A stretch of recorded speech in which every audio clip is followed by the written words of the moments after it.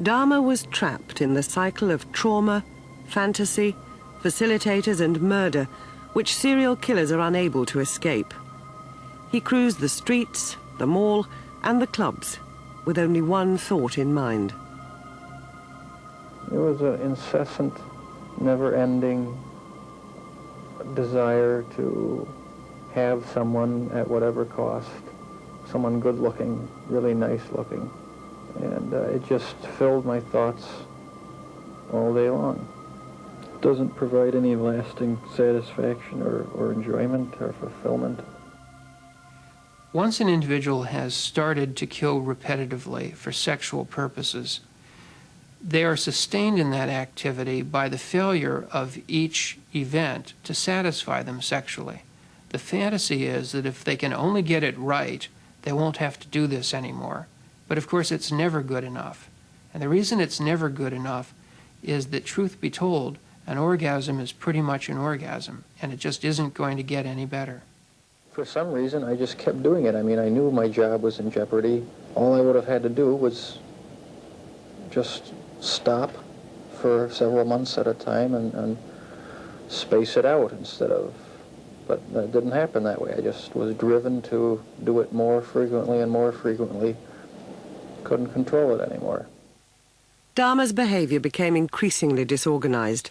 He'd often not completed the dismemberment of one victim before he set out to kill another. He bought a 57-gallon drum to decompose the bodies in acid.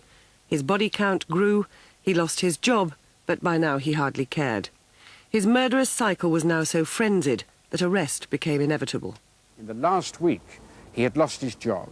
He was having to leave his apartment. He had no money. He had 2 corpses in the bathtub. There were 4 heads, 7 skulls, 2 skeletons. The place was a nightmare.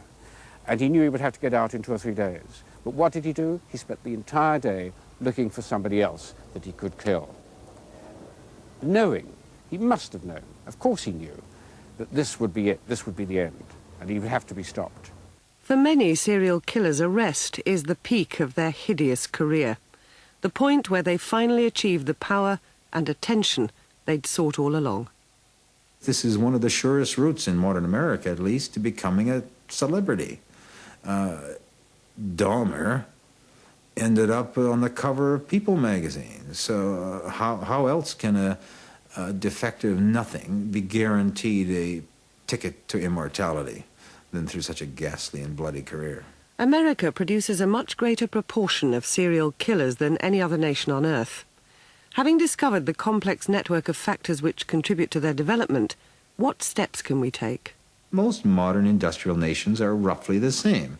That is, their mortality rates, their morbidity rates, all of their social indexes are roughly the same, except homicide. Homicide is one of the few rates that varies enormously. Now, my theory as an anthropologist says that part of the responsibility for this must be lodged in the nature of the cultural system.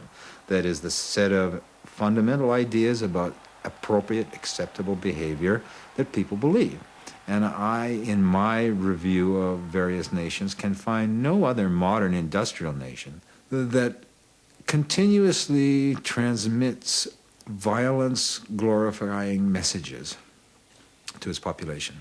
It's clear that by the middle of the last century, the middle of the previous century, America had already in place a cultural system that is a set of beliefs that violence was a noble and valid and legitimate and masculine way of responding to a situation. Serial murder is a big business. The producers of this program have recently received a letter in which Jeffrey Dahmer's father and stepmother have declined to be interviewed because of a conflict of interest with their current plans in Hollywood. We have a popular culture that has made it formulaic to connect sex and violence. And we have a system of parenting, marriage, and divorce that leaves many young people without adequate parents in the first 3 years of their lives. When you have those 2 things together, it shouldn't surprise us that we assume a leadership role in serial killing. I think that the United States is going to do a fair job of exporting serial killings to the rest of the world as the entertainment industry opens new markets, and that Western Europe and Asia can look forward to having similar frequencies of this phenomenon when they've bought enough of our entertainment products. In America, reports of true crimes were once confined to detective magazines and tabloid newspapers. Over the last 10 years, true crime formats have transferred to television with phenomenal results. The popularity of such programs has not gone unnoticed by broadcasters on this side of the Atlantic. True crime series now top the ratings on British television, and over the last 3 years, a disturbing market has been discovered for British true crime and detective magazines. We're talking about the production of violence, violent acts, and violent actors. Now, how we begin to come to terms with this worldwide is an enormous educational process that has to begin in childhood and has to begin in many countries to rewrite the full force of 150 years of history. But in any case, we've got to begin to take seriously our mandate, not just to teach people what a hypotenuse is, but what a human being is and what the dignity accorded that human being should be. The best thing we could ever do is require children in high schools to take parenting courses. Require them to take parenting courses, not as options.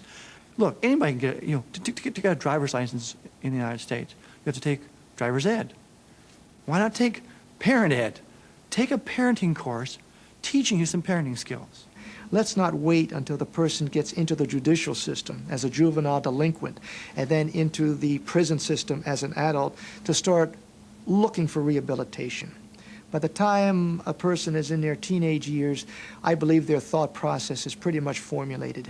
And I think experts would agree that it's probably earlier on in life that their concept of the world has already been formed.